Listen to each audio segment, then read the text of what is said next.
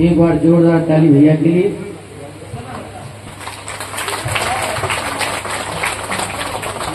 बोली कृष्ण कन्हैया लाल की। विष्णु की नाभि से कमल, कमल से ब्रह्मा ने 4 पुत्र पैदा करके उसके बाद में मन से मानस पुत्र 10। वही ब्रह्मा के 10 पुत्रों के अंदर सबसे छोटा पुत्र नारद जी, 10वां पुत्र नारद जी। उसी ब्रह्मा ने इस सृष्टि की रचना की तो नेत्रों से अत्रि, मुंह से अंगीरा, कानों से पुलस्त, नाभि से पुलय, हाथों से कर्तु, त्वचा से भृगु, प्राणों से वशिष्ठ, अंगूठे से दक्ष और उसी मन से जो मनु और शत्रु। ब्रह्मा के दाहिने अंगूठे से तो मनु का जन्म हुआ और बाएं अंगूठे से शत्रुपा का जन्म हुआ। कई बार आपने सत्संग में सुना होगा कि ये सृष्टि जो है ये भान भाई के ऊपर रचाई गई। बहन और भाई का विवाह हुआ तो मनु और शत्रुपा एक शरीर से पैदा हुए। उनको हम अपनी भाषा में भान और भाई भी बोलते थे।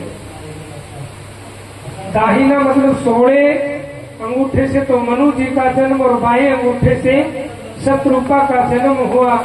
वही मनु शत्रुपा जो थे उनके 2 पुत्र, एक का नाम था उत्तानपाद और दूसरे का नाम आपने सुना होगा कहीं, जिसकी 3 कन्याएं थी। नाम बताऊंगा मैं, कहीं कथा में आपने सुना होगा, ऐसी बात नहीं है। प्रियव्रत और उत्तानपाद 2 पुत्र हुए। दीति, अदिति और प्रस्तुति 3 पुत्रियां हुई है। जिसमें ये सृष्टि की रचना का जो सारा विवरण आएगा वही मैं आपको समझा रहा हूँ। 10वां पुत्र कौन था? नारद जी था। और आज भी घर में अगर कोई थोड़ी बहुत तकरार होती है तो कहते हैं भाषा के अंदर कि नारद घर में घुस गया होगा। इसी ब्रह्मा के पुत्र दक्ष जो थे, दक्ष प्रजापति, जिनकी 60 कन्याएं थी, 27 कन्या चंद्रमा को प्रणाई गई थी, जो हम नक्षत्र के रूप में जानते हैं। उन्हीं की एक पुत्री जिसका नाम सती था, भगवान शंकर को प्रणाई गई थी।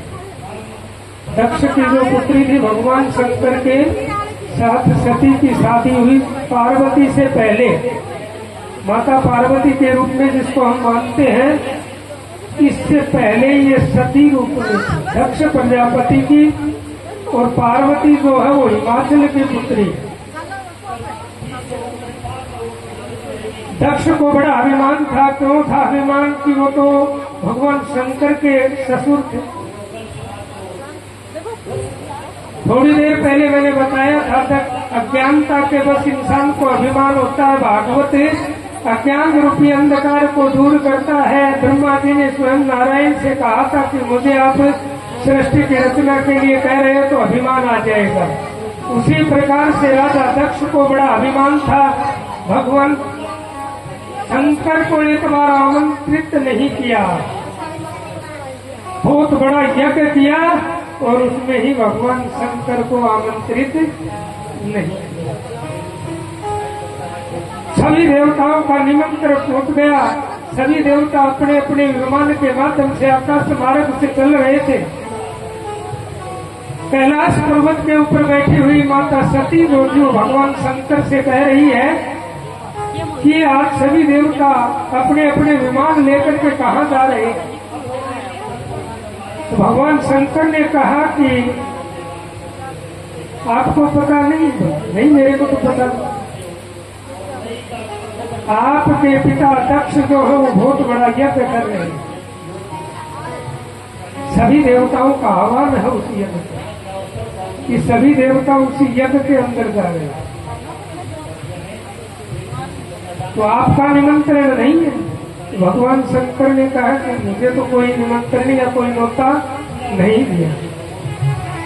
माता सती ने शंकर भगवान से कहा कि मैं तो, मेरे पिता का यज्ञ है, मैं तो जा सकती हूँ। भगवान शंकर ने कहा कि देखो, निमंत्रण के बगैर जाना अच्छा तो है, आगे आपकी इच्छा।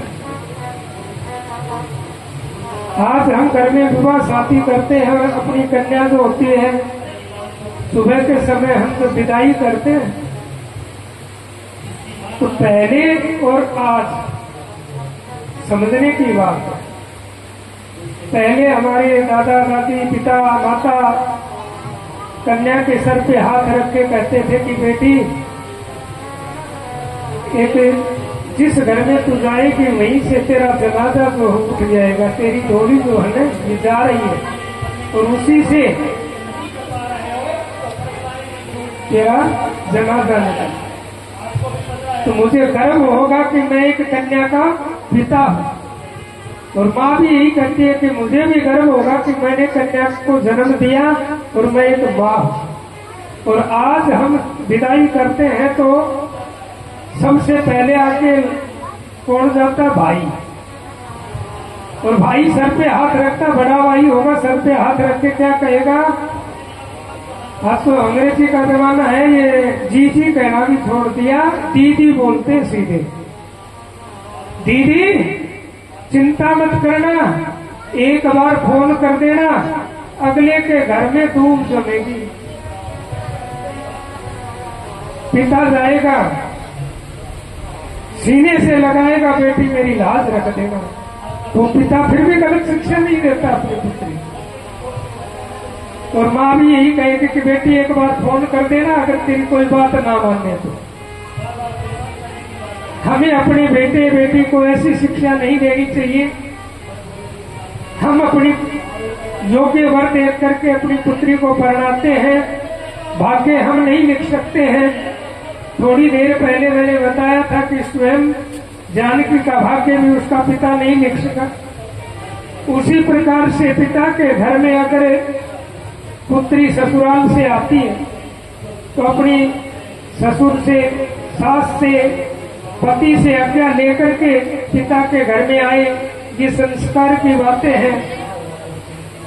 माता सती ने भगवान शंकर से हठ कर लिया कि मेरे पिता यज्ञ कर रहे हैं, मैं अवश्य जाऊंगी।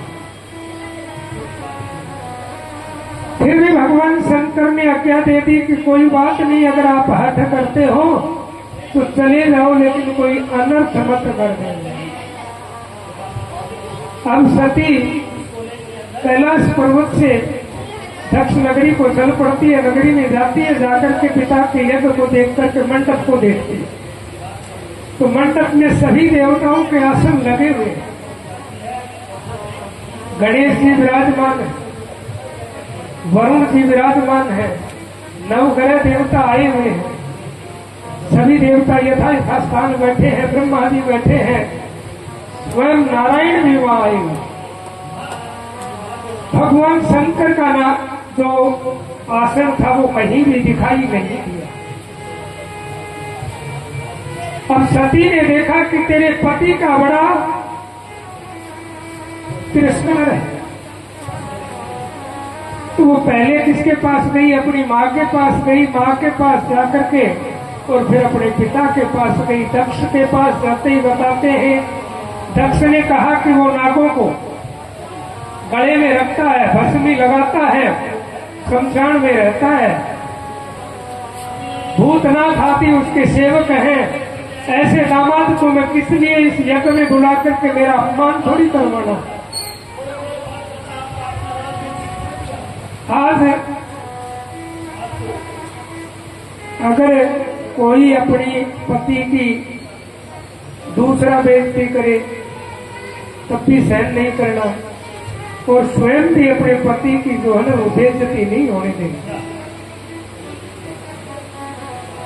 ये शिक्षा हमें इसी ग्रंथ से मिलती है। माता पार्वती ने सती रूप में भगवान शंकर का जो आसन नहीं था, तब भी समझदारी देखो, पिता से कहा, पिता ने तिरस्कार किया, और उसी तिरस्कार के कारण वो सती कितनी क्रोधित हुई उस यज्ञ कुंड के ऊपर। बताते हैं कि स्वयं के शरीर में अग्नि लोग तो कहते हैं कि यज्ञ में कूद गई, यज्ञ में नहीं कूदी, उसने अपने शरीर में स्वयं अग्नि पैदा की और उसी अग्नि के अंदर वो स्वयं उस यज्ञ के पास जो यज्ञ का जो बड़ा हुआ वो था, उसी यज्ञ के पास बैठ करके इस शरीर को जला दिया। सभी देवता देख रहे थे। अब जो नंदी साथ आया था, नंदी को पता चल गया कि सती जो थी वो यज्ञ में जल चुकी। भगवान शंकर के पास गया कि अनर्थ हो गया। भगवान शंकर ने अपने सम्मान, जिसको हम बोलते हैं भद्राक्ष, जो भगवान शंकर के मंदिर में हम पूजा करने के लिए जाते हैं, तो मैं आपको ध्यान कराता हूं ये बात कि मंदिर में प्रवेश करने से पहले गेट के ऊपर एक चतुर्मुखी स्तंभ लगता है, उसका नाम भद्राक्ष है। भगवान शंकर ने अपने सम्मान भद्राक्ष को उत्पन्न किया और कहा कि ऐसे ऐसे सती ने दक्ष के यज्ञ में अपना शरीर जो है वो अग्नि में दाह कर दिया। जाओ आप और इसका बदला लेके आओ। वो भद्राक्ष जाता है और जाकर के कहते कि भयंकर युद्ध हुआ। भगवान भद्राक्ष ने दक्ष का शीश जो था वो धड़ से अलग कर दिया। कितना बड़ा, देखो, बिना इजाजत, बिना बुलाए। भगवान शंकर ने तो मना ही कर दिया था कि बगैर बुलाए नहीं जाना चाहिए। कितना बड़ा अपराध हुआ कि दक्ष का शीश काट दिया। अब आज हम कहीं भी जाते हैं डॉक्टर के पास, तो ये सर्जरी करने वाले डॉक्टर हैं, सर्जरी करते हैं तो देखो हम अचंबा करते हैं कि देखो डॉक्टर ने बहुत अच्छा काम कर दिया, इसलिए सर्जरी कर दी। सबसे बड़ा सर्जन कौन है? भगवान शंकर है, जिसने अपने ही ससुर का जो शीश था वो बकरे का लगाया। कांवड़ उठा करके हरिद्वार से चलते हैं, बम बम बोलते हैं, वही बम बम की जो ध्वनि है वो दक्ष की है। दक्ष को जो बकरे का शीश लगाया गया था उसी मुख से बम बम की ध्वनि निकली थी। वही भगवान शंकर उस सती के शव को उठा करके और चलता है, तो वो शीश जो शरीर था, जहां जहां उसके टुकड़े गिरे, वही वो सती देवी के रूप में पूजित हुई। वही माता पार्वती के रूप में हिमाचल की पुत्री और भगवान शंकर को परणाई गई और फिर से भगवान शंकर कैलाश के अंदर विराजित हुए। समय बीतता गया। नारद जी ब्रह्मा के जो पुत्र थे,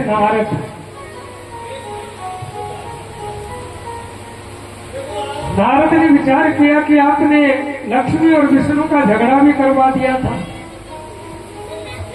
ब्रह्मा और सरस्वती का झगड़ा भी करवा दिया था, मैंने कभी भगवान शंकर और पार्वती को झगड़ा करते हुए नहीं देखा। क्यों नहीं चले आज भगवान शंकर के कैलाश पर्वत पे जाके माता पार्वती को ही भड़का देते। नारद चले गए कैलाश पर्वत।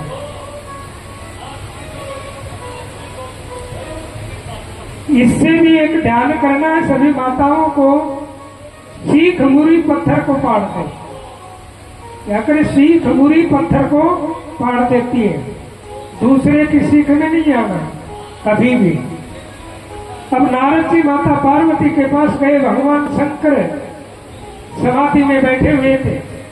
नारद जी ने विचार किया कि भगवान शंकर जी समाधि से वापस आएंगे, तब तक अपना काम जो हो वो करना ही है। भगवान शंकर के गले में मुंडों की माला थी,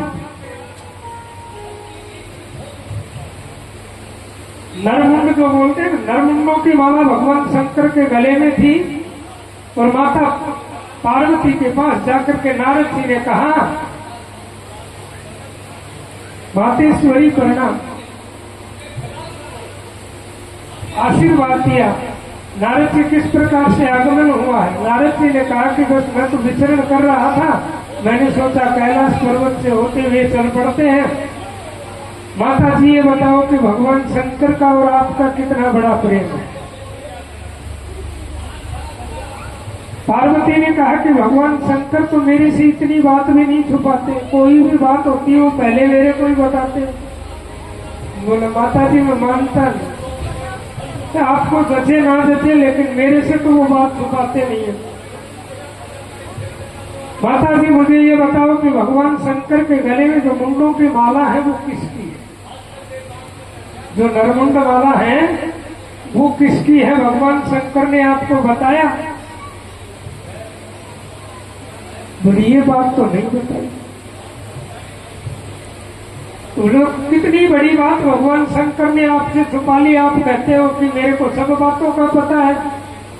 अब नारद जी इतनी बात कह के चलो माता जी मुझे तो जल्दी है, मैं तो इधर से जा रहा था, मैंने सोचा कि मिलता हुआ चलूं, अपना काम किया और नारद जी चले गए। अब भगवान शंकर जी समाधि से उठे और नजर पड़ गई कि नारद जी आया था और आज पता नहीं कोई ना कोई नया काम करके चले गए। नए काम का मतलब कोई ना कोई तो विघन होगा। तो घर में नारद आएगा तो विघन तो होगा ही। अब भगवान शंकर जी माता के पास गए। पार्वती जी ने भगवान शंकर को देख के कहा कि आपने मुझसे एक बात छुपाई है। बोले भाई हमने तो कोई बात नहीं छुपाई, आपको जो भी बात होती है वो स्पष्ट बताते नहीं। बोले आप ये बताओ कि जो आपके गले में नरमुंड माला है वो किसकी है? भगवान शंकर ने कहा कि आपने कभी ये मुझसे पूछा नहीं और इसलिए हमने आपको बताया नहीं।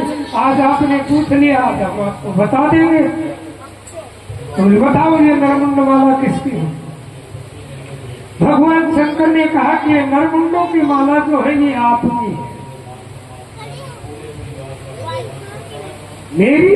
बोला हाँ, आप इतनी बार जन्म लिया और इतनी बार मर चुकी जितनी 108 नरमुंड मालाएं।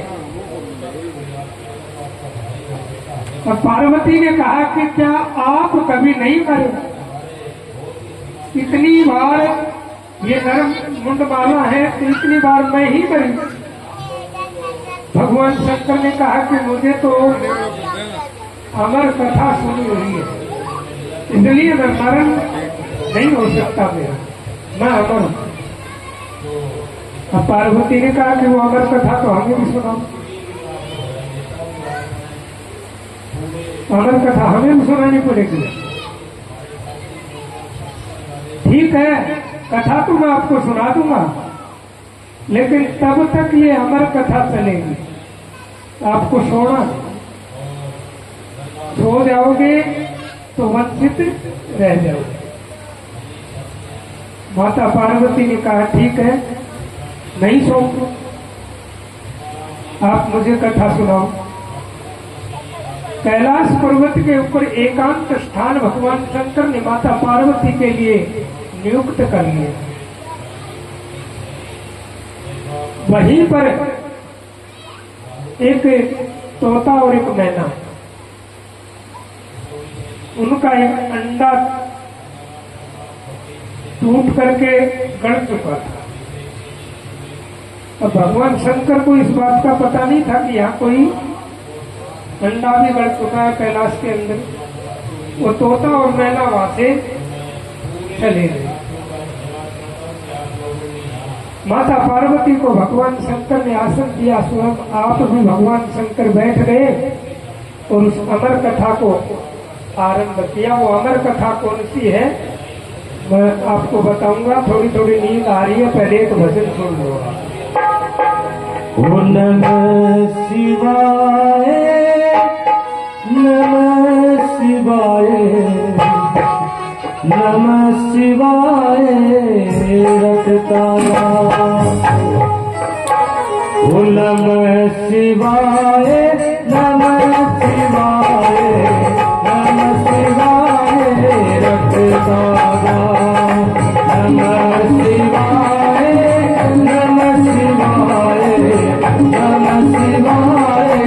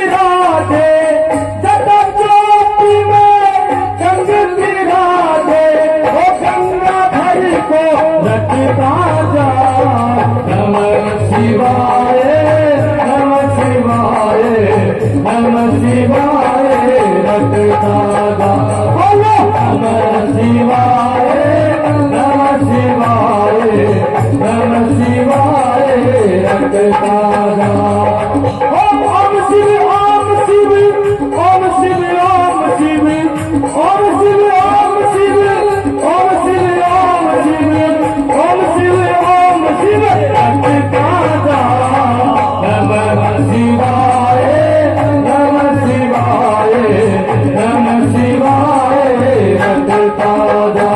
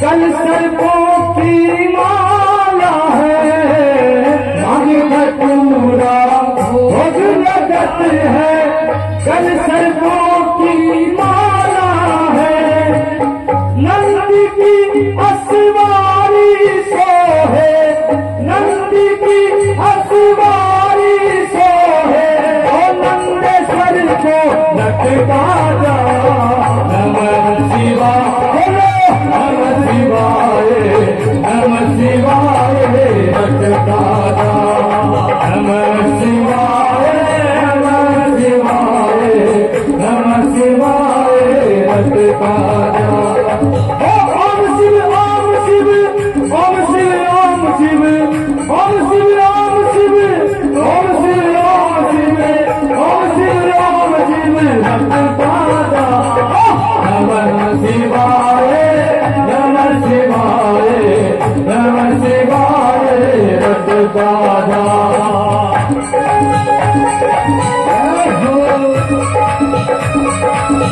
जय हो जय श्री राधे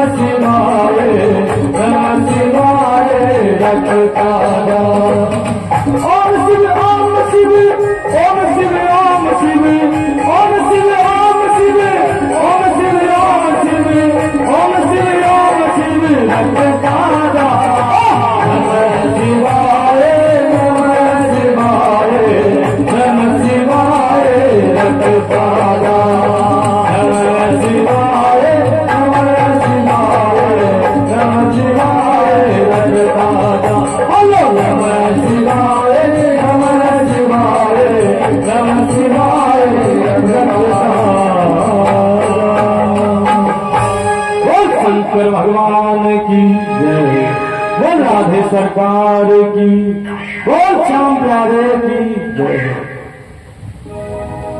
भगवान शंकर ने माता पार्वती को 7 दिन में वो अमर कथा सुनाई, वो भागवत थी।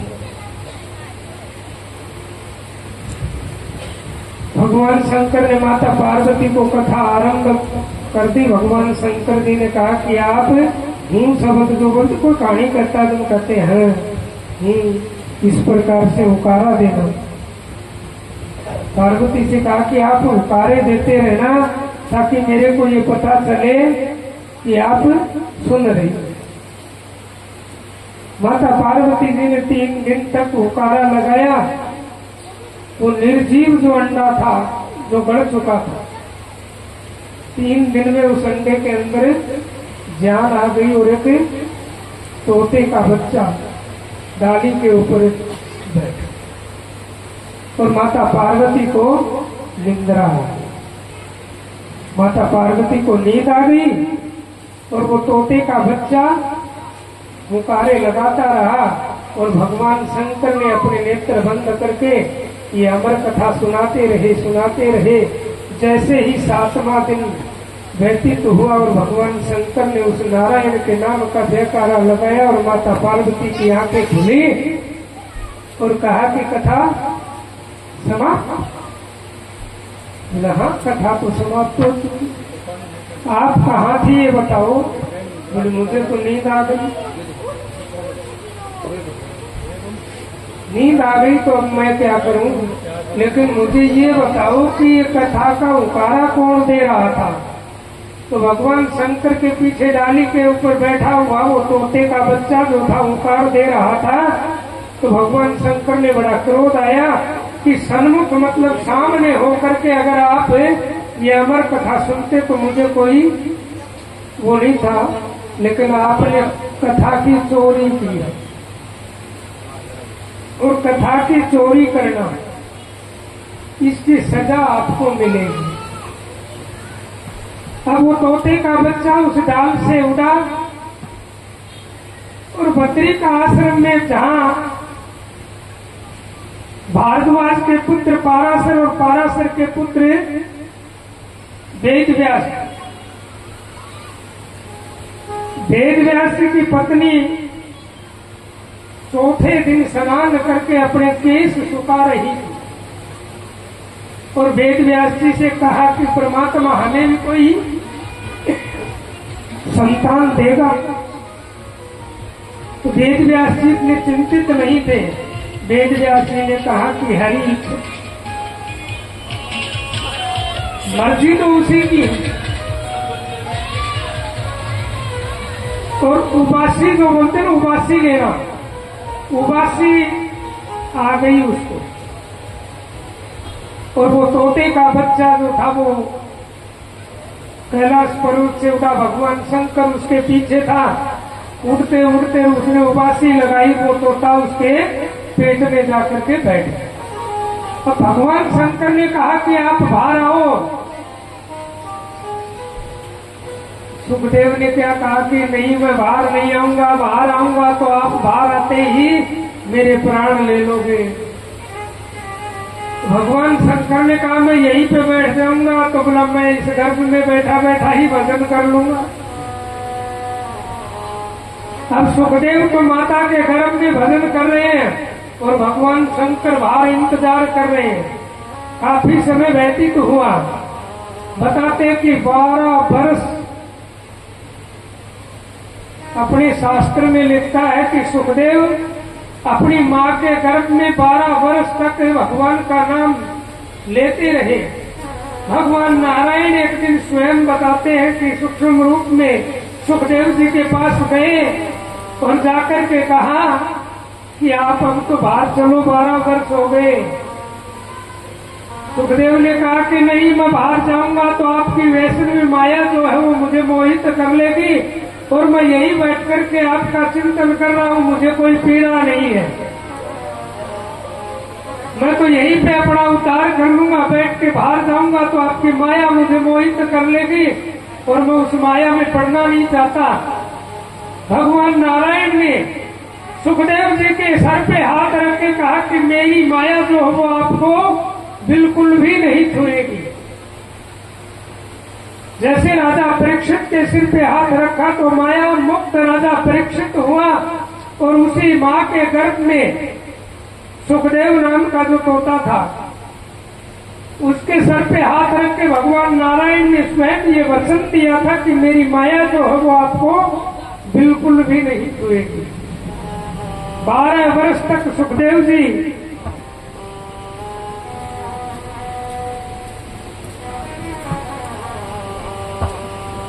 मां के गर्भ में रहे। भगवान का आशीर्वाद पाकर के उस माता के गर्भ से भगवान सुखदेव जी का प्रादुर्भाव हुआ। भगवान सुखदेव जी का जन्म बोल देते हैं। भगवान सुखदेव जी वहां प्रकट हुए। बोलिए सुखदेव भगवान की जय हो।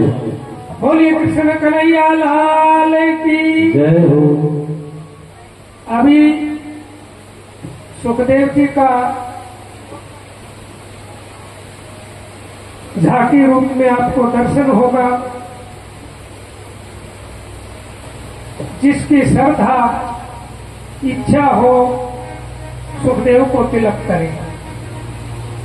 व्यवस्था को नहीं बिगाड़े, आराम से एक एक आए। जोड़े से है तो जोड़े से आए, सुखदेव का पूजन करें।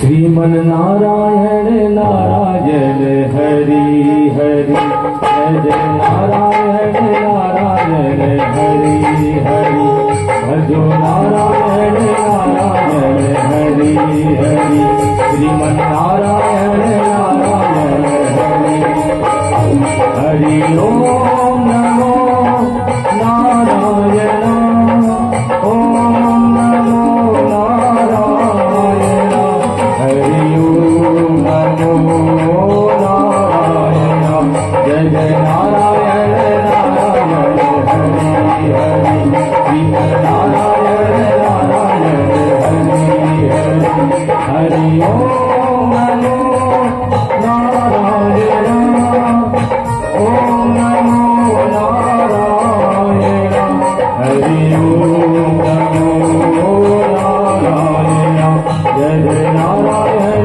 नारायण हरि हरि, श्रीमन नारायण नारायण हरि हरि। ओ नारायण नारायण, भजमन नारायण नारायण नारायण, ओ नारायण नारायण, श्रीमन नारायण नारायण नारायण, ओ नारायण नारायण, श्रीमन नारायण नारायण नारायण।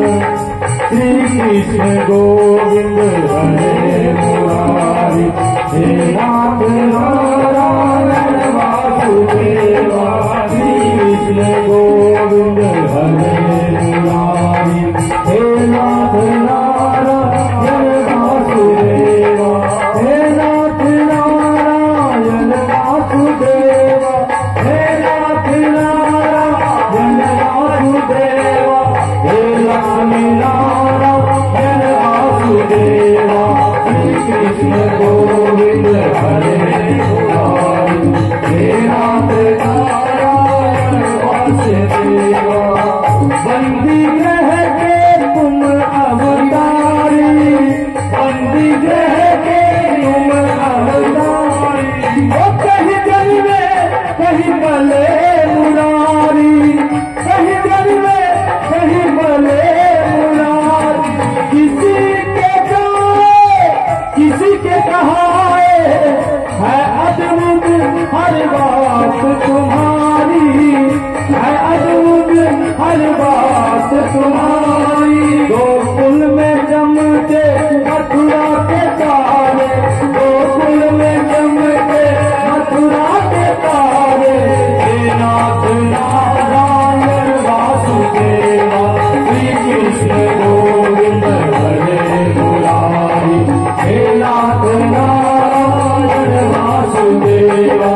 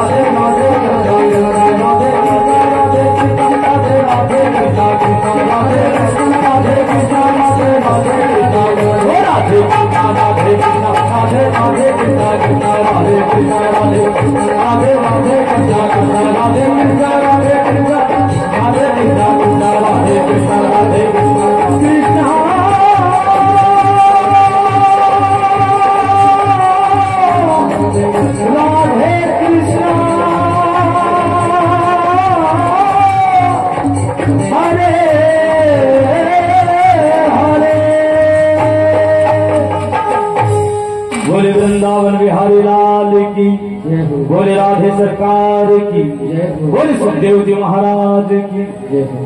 अब ये जो भी ये सुखदेव जी का पूजन करना चाह रहे हैं शीघ्रता से खड़े हो जाएं।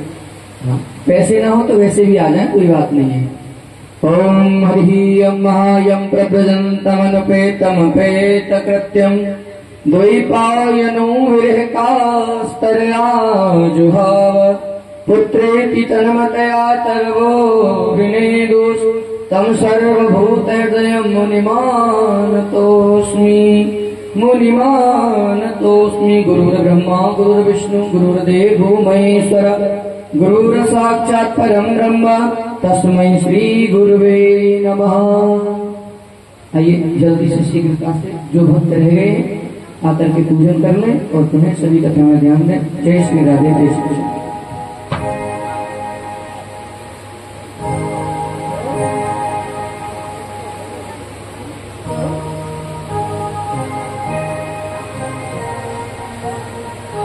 नमो शरन्ताय सहस्रमूर्ते सहस्रपादाक्षिसुरारुबाहवे सहस्रनामने पुरुषाय शाश्वते सहस्रकोटियुगधारिणे नमः। वंशी विभूषितकरा नवनीरदाभात् पीताम्बरादरुणबिम्बफलादरोष्टात् पूर्णेन्दुसुन्दरमुखादरविन्दनेत्रात् कृष्णात् परं किमपि तत्त्वमहं न जाने कृष्णात् परं किमपि तत्त्वमहं न जाने। नारायणं नमस्कृत्यं नरं चैव नरोत्तमं देवी सरस्वती व्यासो ततो जयमुदीरये ततो जयमुदीरये। दिवि स्पर्शै हेमकिरीटकोटि रुक्मानकाण्ठौ स्फुङ्गभाजौ गां कम्पयन्तो चरणौ पदे पदे कण्ठ्यासु काञ्चकर्मतीत्य ततस्तु प्रजापतिर्नाम तयोरकासीद यं पाकस्वेदेहममोरजाय तं वै हिरण्यकशिपुं विदुप्रजायम् तं हिरण्ययाक्षमस्सु तसमाव्रतः चक्रे हिरण्यकशविदुर्पुत्रेर्वो ब्रह्मवरेण च वसे सम्पादलोकास्त्री न कुतो मृत्युरदुग्धता। कृष्णाय वासुदेवाय हरये परमात्मने प्रणते क्लेशनाशाय गोविन्दाय नमो नमः। तमेव मार्कण्डदले सभासितं महामनास्तद्विगणन्यदुर्मत् हरेर्विदित्वा गतिमङ्गलारदात् रसातलं निर्विविशेश्वरान्विता ददर्श तत्राभिजितं धराधरम् प्रोन्नो यमामना वनिमङ्गदृष्ट्या ममोन्तमक्षणा रुणस्त्रिया जहास चाहो वनगोचरो मृगा। बोलिए नारायण भगवान की, सुखदेव स्वामी की, व्यास भगवान की जय। सभी पारिवारिक से पूजन करते रहे और यथास्थान बैठते रहे। आप सभी बड़े भाग से कथा का आनंद लेंगे। और बोलिए कृष्ण कन्हैया लाल की।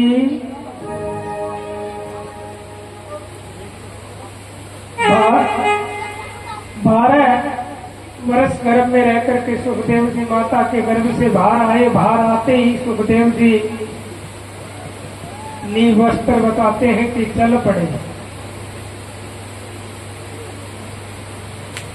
कि कहीं भी जाकर के उस परमात्मा का चिंतन करना है। मुझे तो न पिता से कोई लोभ था, न माता से कोई भय था। सुखदेव चल पड़े तो राजा आइए एक छोटा सा भजन सभी बड़े भाव से श्रवण करें। हरि की कथा सुनाने वाले,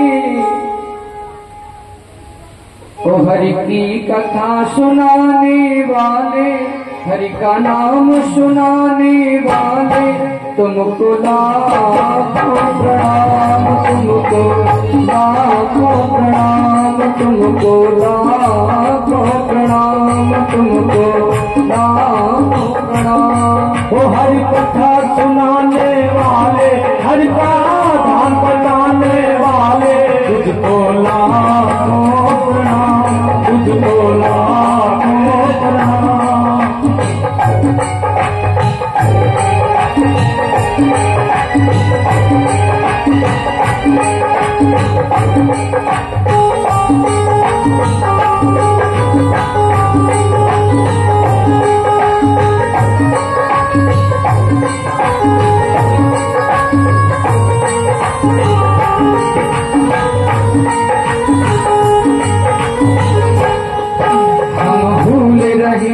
वन में बल खोए थे तन में, हम भूल रहे थे वन में, बल खो रहे थे तन में, हम भूल रहे थे वन में, बल खोए थे तन में। प्रभु राह बताने वाले, प्रभु राह बताने वाले, तुमको लाखों प्रणाम, तुमको लाखों प्रणाम।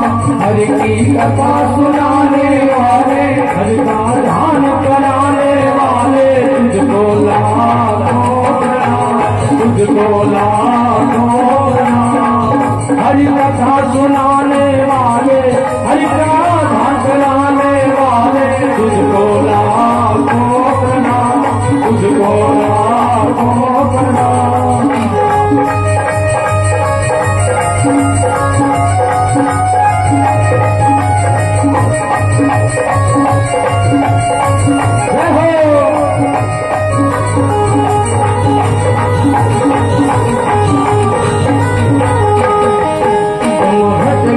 अंतर्यामी हम पतित और अज्ञानी, तुम घट घट अंतर्यामी, हम पतित और अज्ञानी, तुम घट घट अंतर्यामी, हम पतित और अज्ञानी। प्रभु का दर्श कराने वाले, प्रभु का दर्श कराने वाले, तुमको लाखों प्रणाम, तुमको लाखों प्रणाम। ओ हरि कथा सुनाने वाले, हरि का ध्यान कराने वाले, तुझको लाखों प्रणाम, तुझको लाखों प्रणाम।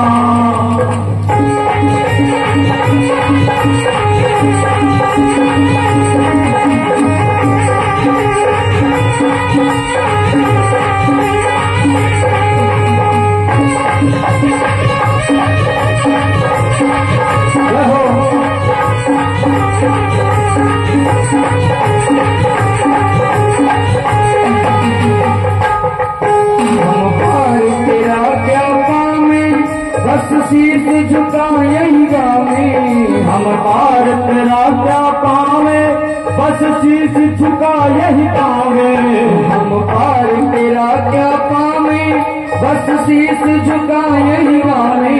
हम पार तेरा क्या पावे, बस शीश झुका यही गावे। आत्म ज्ञान कराने वाले, आत्म ज्ञान कराने वाले, हमको मुक्ति दिलाने वाले, हमको मुक्ति दिलाने वाले, तुमको लाखों प्रणाम, तुमको लाखों प्रणाम।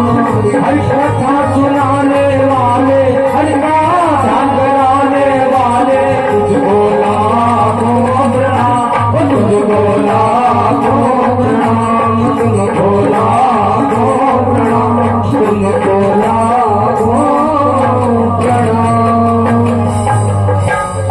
बोलिए कृष्ण कन्हैया लाल की। जय। सुखदेव जी जन्म लेते ही वनों के अंदर भगवान का भजन करने के लिए चल देते हैं। वेद व्यास जी पीछे से आवाज लगाते हैं, हाँ पुत्र आप वन में मत जाओ। आज अपना कोई पुत्र संत महात्मा बन जाए, भगवान का भजन करने के लिए लग जाए, तो वो माता जी और वो पिताजी है, उनकी आत्मा बड़ी दुख पाती। वेद व्यास जी के पुत्र सुखदेव जी चल पड़े। सुखदेव जी उनके पीछे पीछे दौड़े दौड़े जा रहे हैं। पुत्र हाय पुत्र करते हुए एक नदी के किनारे में स्त्रियां स्नान कर रही थी, कुछ वस्त्र इत्यादि धो रही थी। सुखदेव जी वहां से गुजरे तो स्त्रियां स्नान करती रही। वेद व्यास जी जैसे ही आए तो स्त्रियों ने अपनी वस्त्र उठाए और अपने तन को ढक लिया। दृश्य देखते रहे। सुखदेव जी जाकर के उन स्त्रियों से हाथ जोड़ करके कहा कि हे मातेश्वरी, आपने अपना जो बदन था वो किस लिए ढक लिया? अभी थोड़ी देर पहले मेरा पुत्र जो है वो गया तो आप ऐसे ही स्नान करती रही।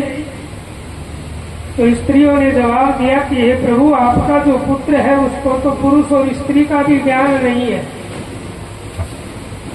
उसको तो ये भी पता नहीं कि ये स्त्रियां हैं कि पुरुष है। वो तो भगवान के अंदर इतना विलीन है कि उसे स्त्री और पुरुष का ज्ञान नहीं है। आप तो इस संसार के अंदर आ चुके हैं, आपको स्त्री और पुरुष के भेद का पता है। जो सच्चा भक्त होता है, भगवान के अंदर लीन हो जाता है, उसे स्त्री और पुरुष का कोई भेदभाव नहीं समझते हैं। कहीं भी अगर जाओगे और सच्चा भक्त अगर परमात्मा का है तो वो स्त्री और पुरुष में कोई भेदभाव नहीं समझता है। सुखदेव जी वनों के अंदर चले गए। वेद व्यास जी वापिस आ गए। बड़ी विरह और वेदना हुई वेद व्यास जी को अपने शिष्यों को श्लोक के माध्यम से अपने पुत्र को जगाने के, कि किसी प्रकार से मेरा पुत्र जो है वो वापिस आ जाए।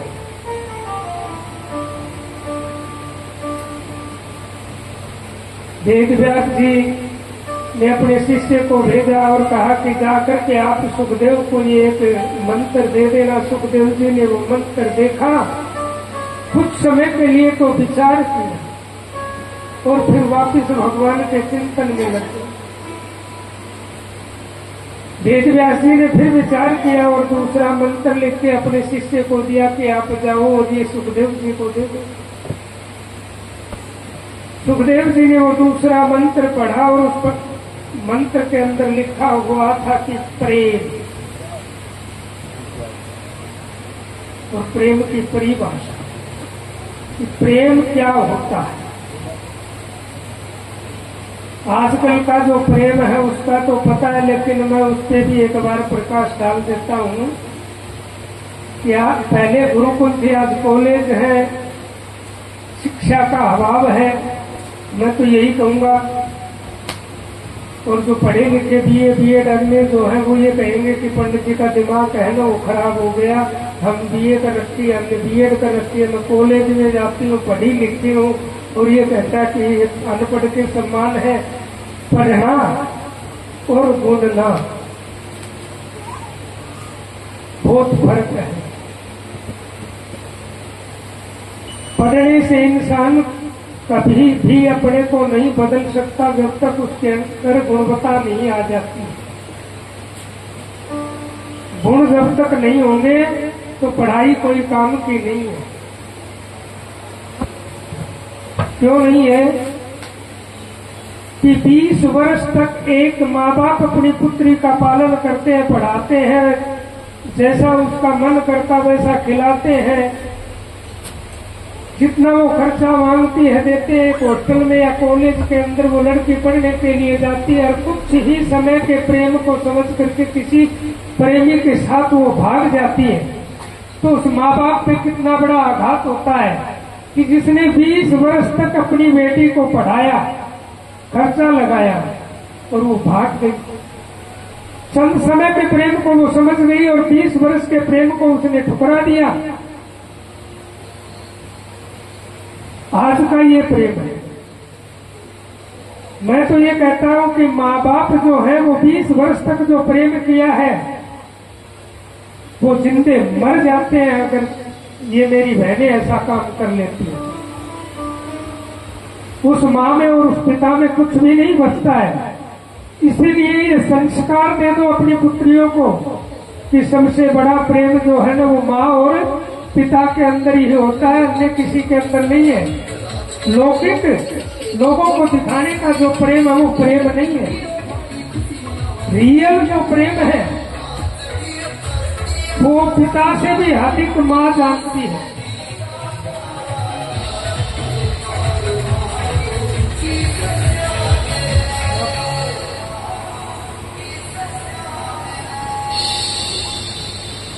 माँ का आंचल जो है ना वो सबसे बड़ा है। माँ के आंचल के सामने परमात्मा का, नारायण का आंचल भी छोटा है। माँ वो चीज है।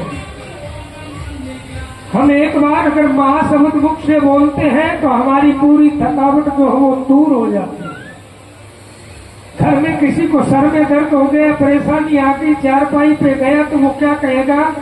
माँ। माँ नाम उस उष्णता का है कि इस शरीर के अंदर दोबारा से पुनः वही ताकत वापिस आ जाती है।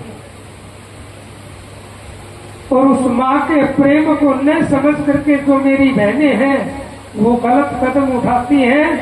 विशेष रूप से जहां तक मेरी आवाज जाए और सुन रही हो तो जीवन में कभी भी अपने माँ बाप की गर्दन को झुकने न दे। माँ बाप के प्रेम को समझ ले। वही प्रेम पत्र जब पिता के हाथ का सुखदेव को मिला, गोपियों की विरह का पत्र, और उसने पढ़ा तो पढ़ करके कहा कि मुझे ऐसे श्लोक प्रतिदिन आप लेके आया करो और लेके जाए। शिष्य ने कहा कि ये आपके पिताजी ने कहा है कि अगर आपको पूरा सुनना है तो आप अपने पिता के पास जाइए। वेद व्यास जी के मुखारविंद से सुखदेव जी ने 4 लाइन में बताते हैं कि वो भागवत सुनी।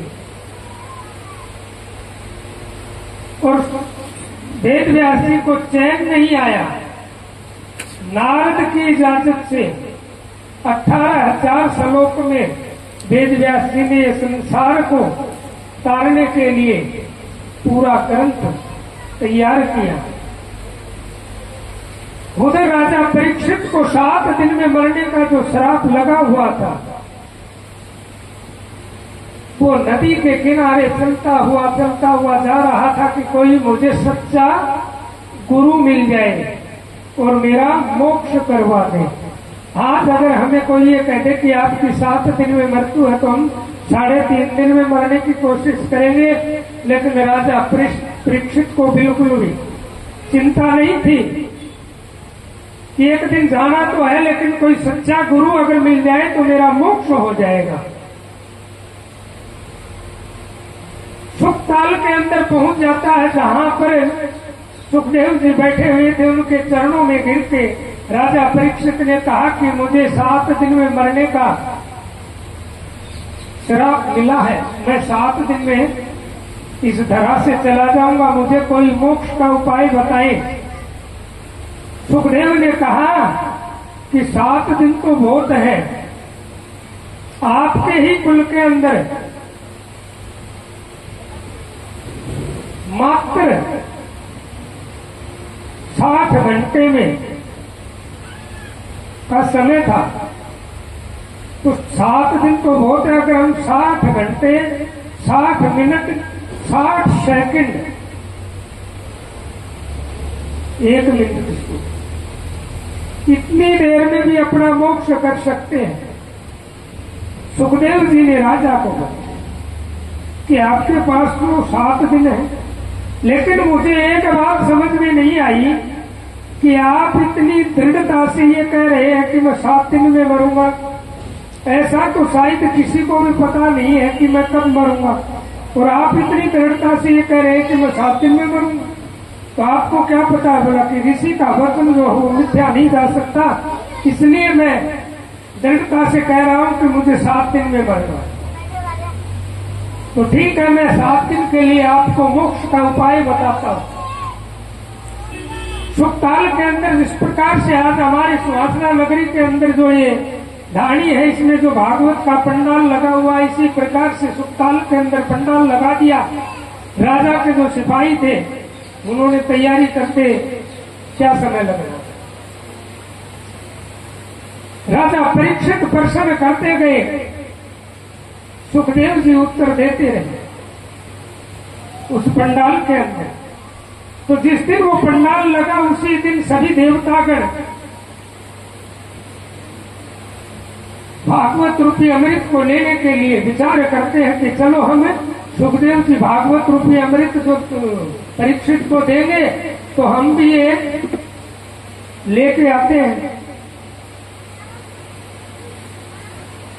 देवता सभी अमृत का कलश लेकर के वहां इंद्र को सबसे आगे कर दिया और कहा कि आप जाओ, ये अमृत तो सुखदेव जी को दे दो, परीक्षित को पिला देगा, परीक्षित ये अमृत पिएगा, अमर हो जाएगा। और भागवत रूपी जो अमृत है वो आप ले आना, वो हम पी लेंगे।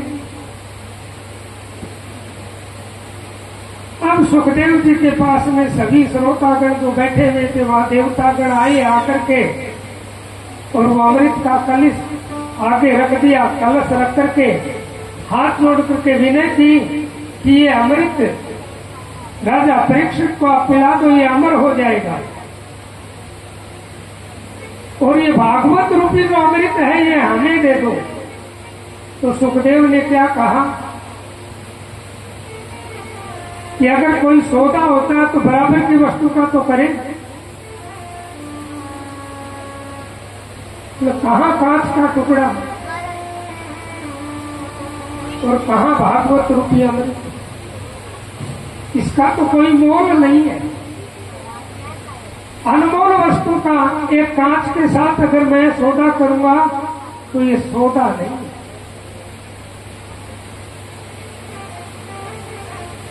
आप यहां सौदागर बन के आए, अगर आपको भागवत रूपी अमृत अगर चाहिए था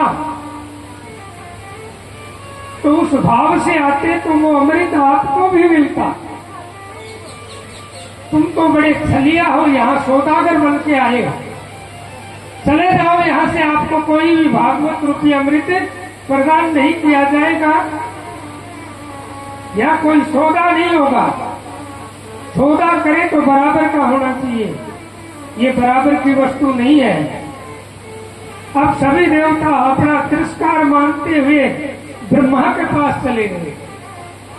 ब्रह्मा जी के पास जाकर के कहा कि हम सुखदेव जी के पास गए थे भागवत रूपी अमृत लेने के लिए और उन्होंने तो हमारा तिरस्कार कर दिया।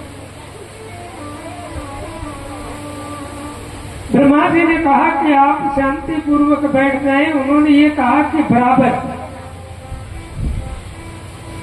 7 दिन जो भागवत कथा चलेगी उसको भी हम तोलेंगे और हमारा जो अमृत है इसकी भी हम तुलना करेंगे कि कौन सा भारी है और कौन सा हल्का है। उधर सुखदेव जी देवताओं की जो ताड़ना की वो किस प्रकार से की थी कि सर्पों की जो माता थी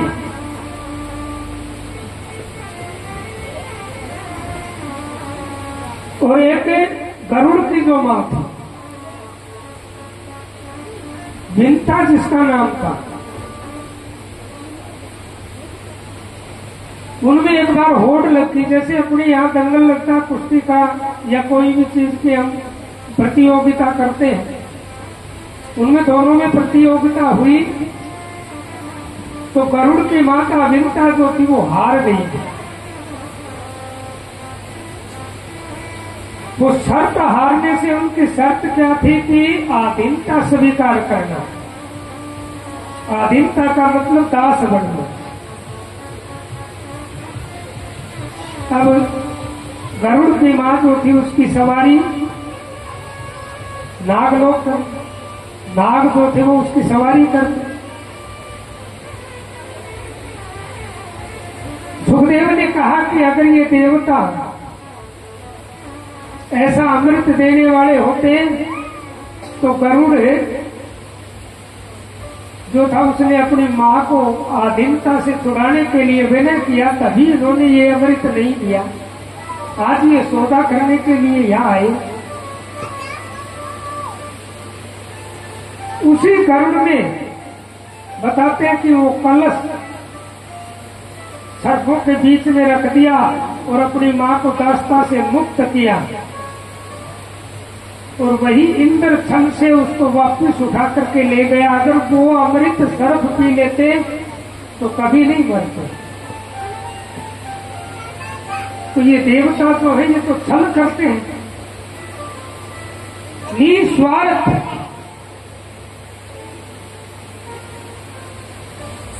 यहां इस पंडाल के अंदर वो तो देवता थे, मानव भी अगर निस्वार्थ भाव से अगर इस कथा को सुनेगा तो निश्चित उसका मोक्ष है। सौदे के भाव से जो आएगा तो मोक्ष नहीं है। हम यहाँ सौदागर बन के नहीं आए हैं, हम मोक्ष की प्राप्ति के लिए, अपने पूर्वजों के उद्धार के लिए ये कथा जो है आरंभ करवा रहे हैं। तो उसी भाव से उस कथा को श्रवण करें ताकि हमारा भी मोक्ष हो। अब सुखदेव जी वो कथा कर रहे हैं, 7 दिन वो कथा चली। तो 7वें दिन भागवत ने क्या किया था, राजा परीक्षित को ब्रह्मधाम को भेजा, मोक्ष हुआ इसी कथा से। भगवान ब्रह्मा ने कहा कि सुखदेव का कहना सत्य है, अमृत का अगर हम पान करेंगे तो अमर हो जाएंगे, अमर होकर के इसी धरा के ऊपर रहेंगे, और भागवत रूपी अमृत को हम पान करेंगे तो कहाँ जाएंगे। अमृत पिया तो यहाँ है और भागवत रूपी अमृत पिया तो कहाँ है। उसकी तुलना, तोलना मतलब तुलना करें तो कौन सा पलना भारी है। भागवत रूपी जो अमृत का पलना है वो भारी है। सुखदेव ने 7 दिन में राजा परीक्षित का मोक्ष किया था, इसीलिए ब्रह्मा जी ने कहा कि भागवत रूपी अमृत तो किसी भागी आदमी को मिलता है, और निस्वार्थ अगर कोई ले तब मिलता है। आप छल करके वहां गए थे, सौदागर बन के आप गए थे, इसलिए आपको भागवत रूपी जो अमृत था वो सुखदेव जी ने नहीं दिया। हम सुखदेव को मिथ्या नहीं कह सकते। अब राजा परीक्षित वहां कथा सुन रहे, भगवान के 24 अवतार हुए। परीक्षित ने पूछा 24 अवतारों के बारे में कि भगवान ने 24 अवतार किस लिए लिए। भगवान तो एक अवतार में भी आ सकता था, और इस सृष्टि का एक ही अवतार में उद्धार भी कर देता, लेकिन 24 अवतारों की उस नारायण को आवश्यकता क्या थी। हिरण्याक्ष नाम का एक राक्षस, हिरण्याक्ष और कश्यप, ये 2 भाई थे जिसको हिरण्याकश्यप कहते हैं। सुखदेव ने कहा कि ये बहुत बड़े राक्षस थे, इस पृथ्वी के ऊपर बहुत बड़ा उत्पात किया हुआ। तो जो ब्रह्मा जी से, भगवान शंकर से, नारायण से या अपने इष्ट से हम कोई भी पूजा पाठ इत्यादि करके कोई वरदान प्राप्त कर ले, कलयुग है अब इतनी बड़ा तब तो हम नहीं कर पाते, लेकिन ये सतयुग की, द्वापर की, त्रेता की बातें हैं। उनका मन भी निर्मल था, वो भगवान का अगर चिंतन करते तो भगवान को आना पड़ता था। आज हम उतने समक्ष नहीं है कि भगवान का उतना चिंतन करें तो ये जो विकार रूपी घड़ा है इसमें से हमारे जो विकार है वही निकल नहीं पाते हैं, क्योंकि हम दुविधा में रहते हैं। एक तो ये कहता है कि भगवान का चिंतन कर लो, भगवान का चिंतन कर लो, दूसरा कहता है कि भगवान तो था ही नहीं, आप भगवान को छोड़ दो, पत्थर की मूर्त को पूजने से परमात्मा नहीं है। तो हम दुविधा में पड़ गए कि वो संत तो ये कह रहा है कि पत्थर में भगवान नहीं है, ये संत कह रहा है कि भगवान को पूछो, तो ये दुविधा है। इसीलिए मैं आपकी दुविधा को दूर करने के लिए बता देता हूँ कि मंदिर के अंदर जो प्रतिबिंब लगा हुआ है, जिसको हम परमात्मा का रूप देते हैं, हनुमान जी का या भगवान शंकर का या किसी भी देवता का हम रूप देते हैं, तो वो भगवान कहाँ है? वो भगवान कहाँ? भगवान तो इसी शरीर के अंदर है, लेकिन उस प्रतिबिंब को हम देखते हैं तो हमारा मस्तक जो है वो स्वतः ही झुक जाएगा। कहाँ झुकता? वो उस प्रतिबिंब के सामने झुकता है। उतने समय तक उस परमात्मा का भाव जो है वो हमारे अंदर विद्यमान हो जाता है। कहीं लड़ाई हो रही हो, झगड़ा हो रहा हो पड़ोस में, तो हम क्या करेंगे? दीवार से या जाली से, देखो कितनी गहराई से देखते हैं, ना, तो हमारा ध्यान कहाँ चला जाता है? ये क्या बोलेगा और ये क्या बोलेगा।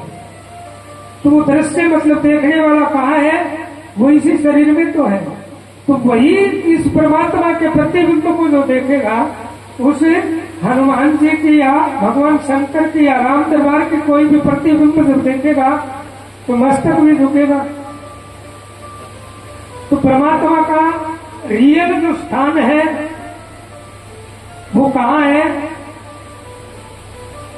कोई तो हृदय में बताएगा, कोई मन में उसका वास बताएगा, लेकिन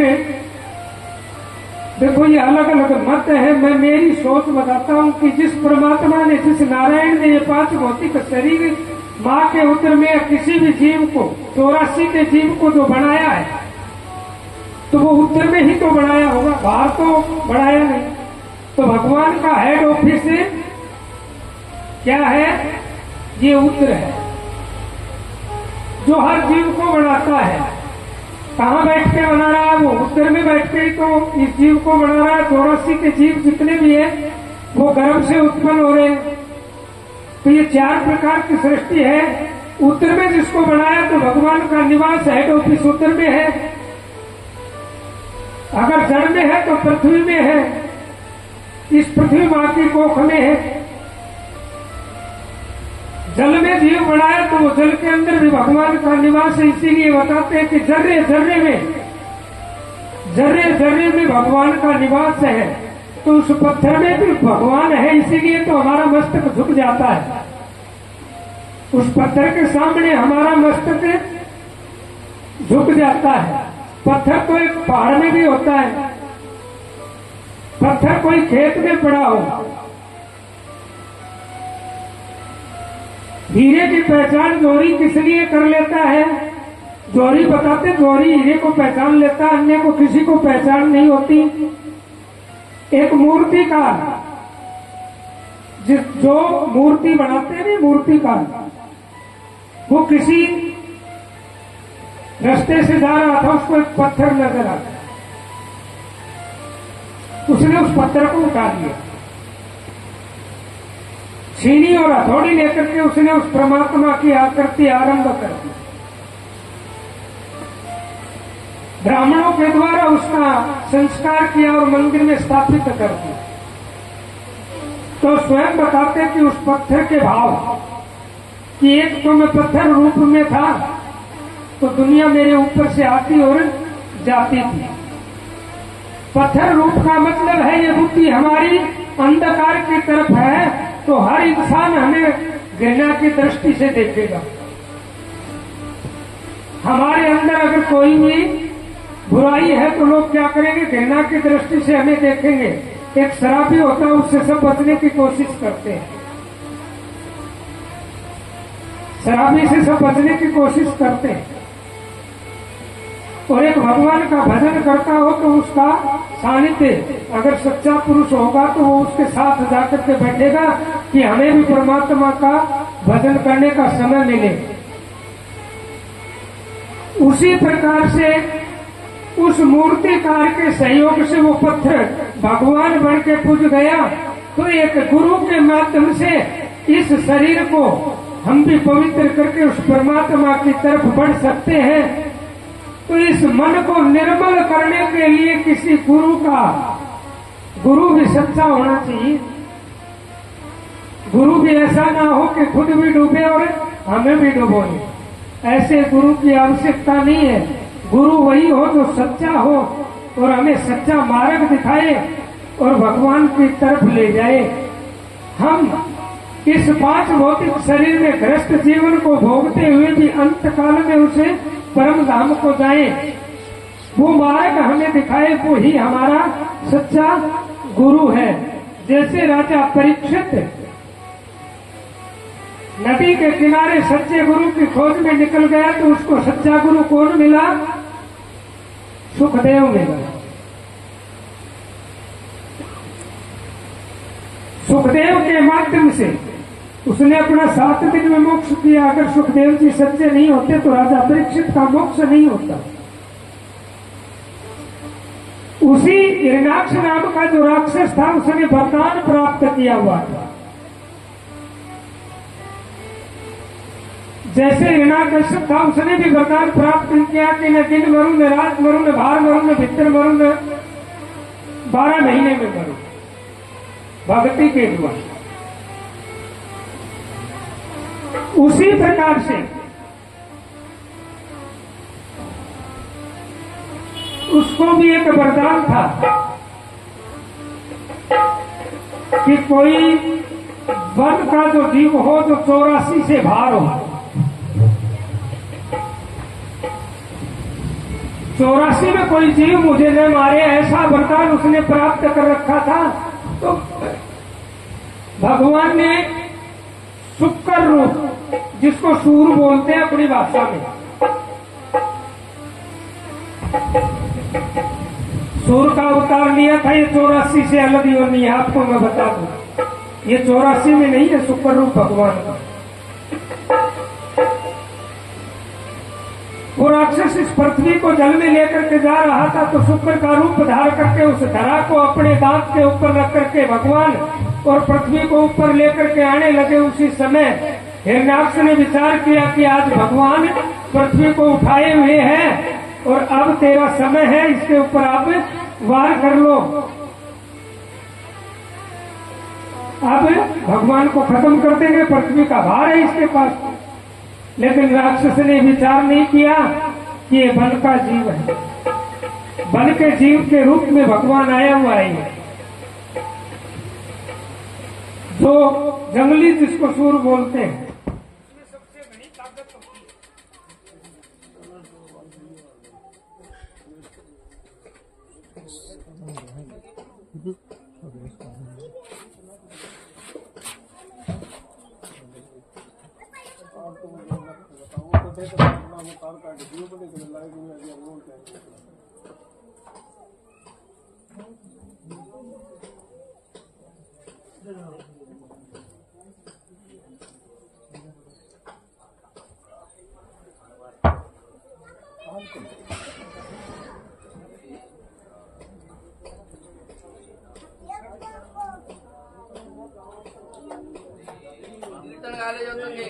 श्री कृष्ण गोविंद हरे मुरारी, हे नाथ नारायण वासुदेवा।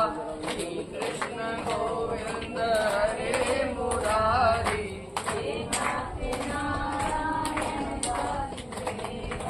हे नाथ नारायण वासुदेवा, हे लक्ष्मी नारायण वासुदेवा। श्री कृष्ण गोविंद हरे मुरारी, हे नाथ नारायण वासुदेवा। श्री कृष्ण गोविंद हरे मुरारी, हे नाथ नारायण वासुदेवा। श्री कृष्ण गोविंद हरे मुरारी, हे नाथ नारायण वासुदेवा। हे नाथ नारायण वासुदेवा, हे लक्ष्मी नारायण वासुदेवा। श्री कृष्ण गोविंद हरे मुरारी, हे नाथ नारायण वासुदेवा। श्री कृष्ण गोविंद हरे मुरारी, हे नाथ नारायण वासुदेवा। बोलिए कृष्ण कन्हैया लाल की जय हो। पृथ्वी को अपने दांत के ऊपर रख करके भगवान शुक्र रूप में नारायण चल पड़ते और उधर से वो राक्षस उसके ऊपर वार करता है भगवान को। तो दांत पे पृथ्वी को रोक करके बताते हैं कि भगवान ने उनसे लड़ाई की और हिरण्याक्ष का वध किया। बोलिए शुक्र रूप भगवान की जय हो। और पृथ्वी को जल से बाहर लेकर के वही भगवान के 24 जो अवतार है, प्रथम पहला जो अवतार है वो नर नारायण के रूप में भगवान ने अवतार लिया, नर नारायण के रूप। दूसरा जो अवतार था वो सनक सनंदन सनकादि सनत कुमार के रूप में भगवान का अवतार हुआ। तीसरा नारद जी के रूप में भगवान अवतरित होकर के इस तरह के ऊपर आए, जिसको हम आज भी नारद नाम से सब लोग जानते हैं। ये भी एक भगवान का अंश है। चौथा वरा रूप में भगवान का अवतार हुआ। भगवान ने 24 प्रकार के जो अवतार लिए हैं उनमें हर अवतार में भगवान का रहस्य है। वही कल से आपको बताते रहेंगे। पांचवा कपिल मुनि भगवान के पांचवें। दत्तात्रेय छठा अवतार है भगवान का। जो दत्तात्रेय की कथाएं आती है, कहते हैं कि दत्तात्रेय ने 24 गुरु बनाए। दत्तात्रेय ने 24 गुरु नहीं बनाए, दत्तात्रेय के 24 गुरु नहीं थे, उन्हें गुरुओं की मान्यता दी थी। 24 प्रकार का ज्ञान प्राप्त करके कि उसने चींटी से लेकर के कुत्ता बिल्ली इत्यादि की जो चेष्टाएं होती है, काक में चेष्टा है, कुत्ते की निंदा है, इसी प्रकार से उसने मान दिया था कि इनके अंदर ये चीजें ये गुण है। उसने उन गुणों को ग्रहण किया था 24 प्रकार।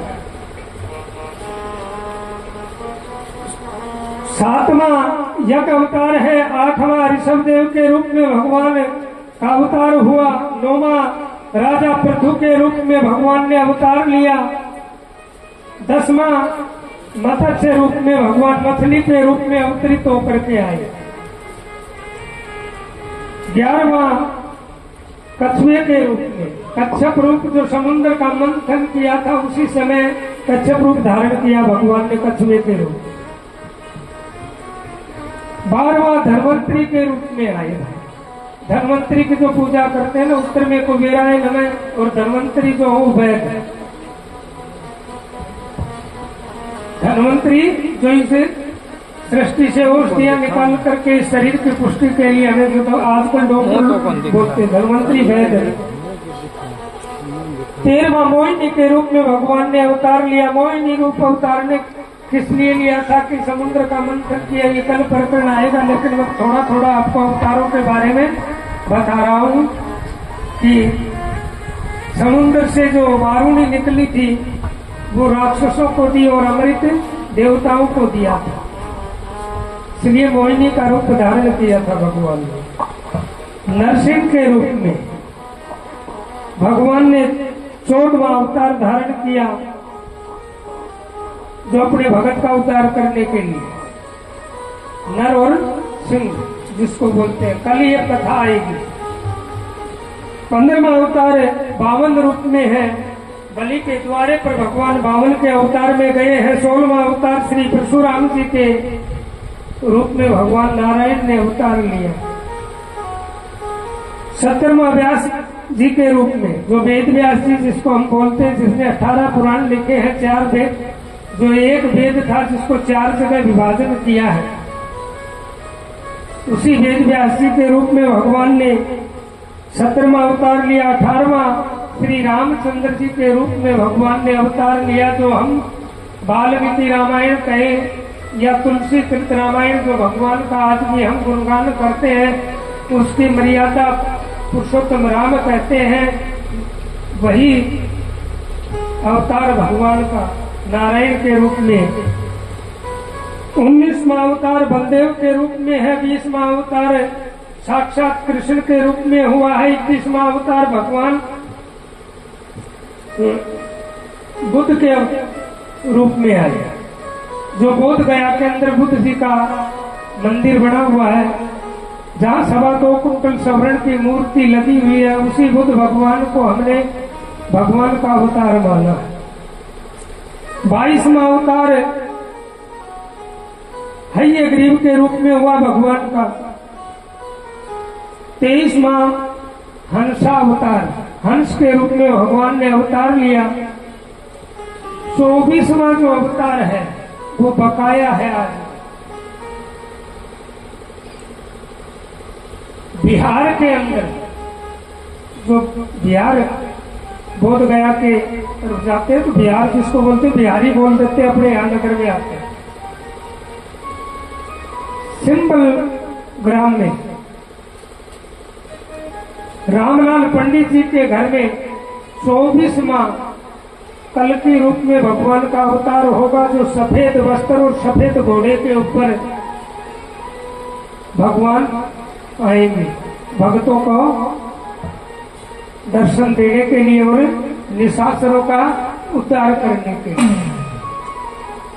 कन्हैया के रूप में आए तो भी भगवान ने निशाचरों का भी उद्धार किया, भक्तों को दर्शन दिया। राम रूप में आए तो भगवान ने रावण का वध किया, लेकिन वध नहीं किया, मोक्ष किया। भगवान किसी का वध नहीं करते हैं, वो मोक्ष के लिए आते हैं, अपने भक्तों का उद्धार करने के लिए आते हैं। ये भगवान ने 24 अवतार लिए हैं। कल की जो कथा होगी वो 52 की झांकी भी दिखाई जाएगी। विशेष रूप से मैं आपको बता देता हूँ, 52 भगवान का दर्शन झांकी के रूप में आपको करवाया जाएगा। जड़ भरत के जो जड़ भरत हुए हैं उनका भी प्रकरण आएगा। भक्तों का भी कल आपको प्रकरण बताया जाएगा। माताओं को घर में काम रहता है, इसलिए हम समय को देखते हुए थोड़ा कथा को यही विराम दे रहे हैं। काफी समय से आप बैठे हुए, इसलिए अपने अपने स्थान पर शांति पूर्वक खड़े होकर के भागवत भगवान की आरती करें। कल भी समय से आए तो हम आपको समय से छुट्टी देंगे, क्योंकि मुझे पता है घर का काम माताएं करती हैं, मैं भी करता हूं, तो घर के काम में कितना समय लगता है। इसलिए मैं आधा घंटा पहले कथा को विराम दे रहा हूं। इसलिए अपने अपने स्थान पर सभी प्रसाद लेकर के अवश्य जाए। हरिलाल की जय। और भैया जिन्होंने भी कलश उठाए ना, वो संध्या आरती में भी आया करो। संध्या आरती होती है 7 बजे और माइक पे कराते हैं, सभी 7 बजे एक मिट्टी का दीपक यहाँ की आपके मध्य में आएगी। तो जब भगवान की है आरती, पापियों को पाप से है तारती। भागवत भगवान की है आरती, पापियों को पाप से है तारती। वो पापियों को पाप से, पापियों को पाप से, पापियों को पाप से, पापियों को पाप से। श्री भागवत भगवान की है आरती, पापियों को पाप से है तारती। श्री भागवत भगवान की है आरती, पापियों को पाप से है तारती।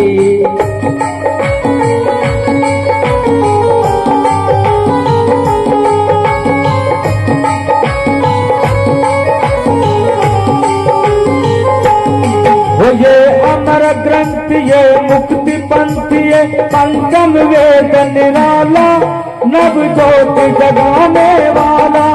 ये अमर ग्रंथ, ये मुक्ति पंथ, ये पंचम वेद निराला, नव ज्योत जलाने वाला। हरि नाम यही, हरि धाम यही, हरि नाम यही, हरि धाम यही, हरि नाम यही, हरि धाम यही, हरि नाम यही, हरि धाम यही। जग के मंगल की आरती, पापियों को पाप से है तारती। श्री भागवत भगवान की है आरती, पापियों को पाप से है तारती।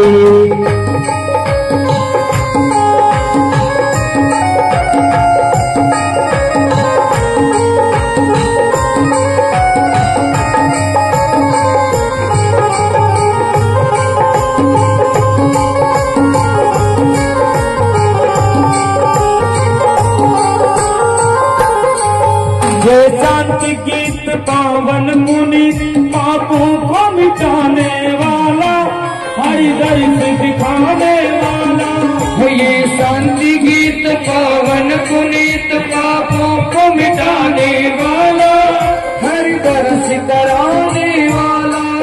यह सुख करनी यह दुख हरणी, ये सुख करनी ये दुख हरणी, यह सुख करनी यह दुख हरणी, ये सुख करनी ये दुख हरणी। श्री मधुसूदन की आरती, पापियों को पाप से है तारती। श्री भागवत भगवान की है आरती, पापियों को पाप से है तारती। श्री भागवत भगवान की है आरती, पापियों को पाप से है तारती।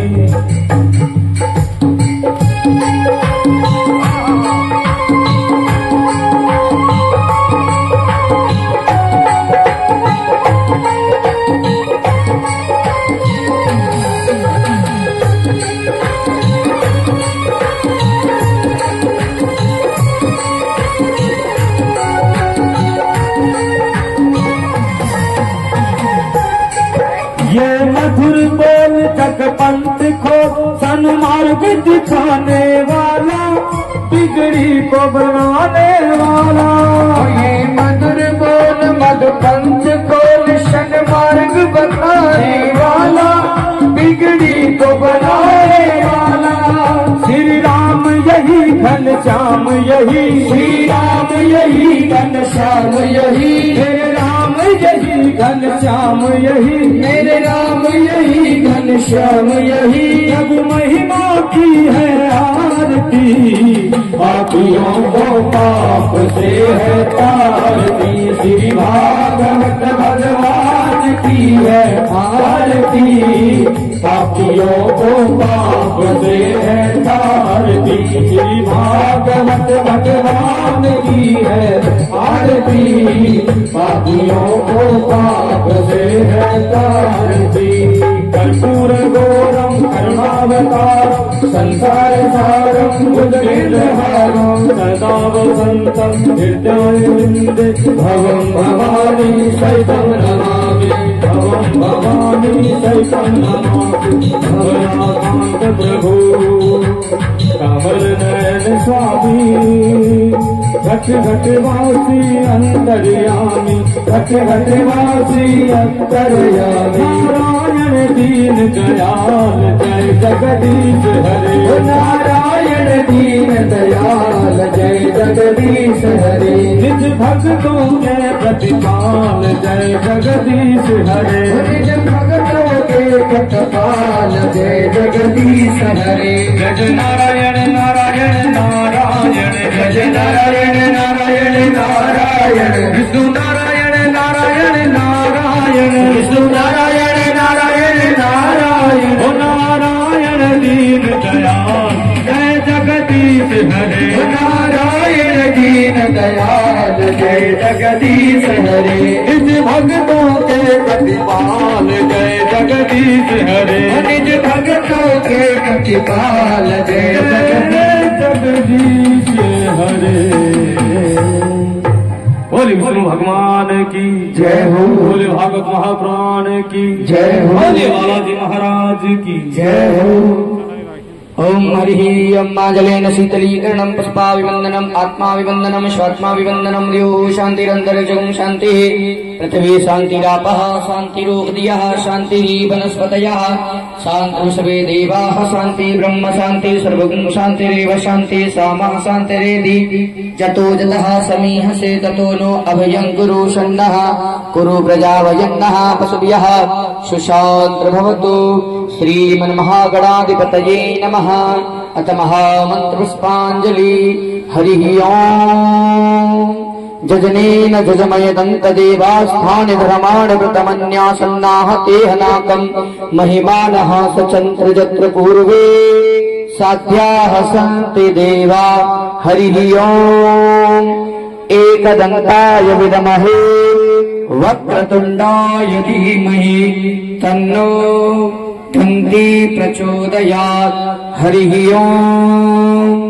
तत्पुरुषाय विद्महे महादेवाय धीमहि तन्नो श्रीरुद्रः प्रचोदयात्। हरिः ओम्। कात्यायनी च विद्महे कन्याकुमारी च धीमहि तन्नो देवी प्रचोदयात्। हरिः ओम्। नन्दनन्दनाय विद्महे यशोधानन्दनाय धीमहि तन्नो श्रीकृष्णः प्रचोदयात्। हरिः ओम्। वृषभानुजायै च विद्महे कृष्णप्रियायै च धीमहि तन्नो श्रीराधिके प्रचोदयात्। हरिः ओम्। हंस हंसाय विद्महे परम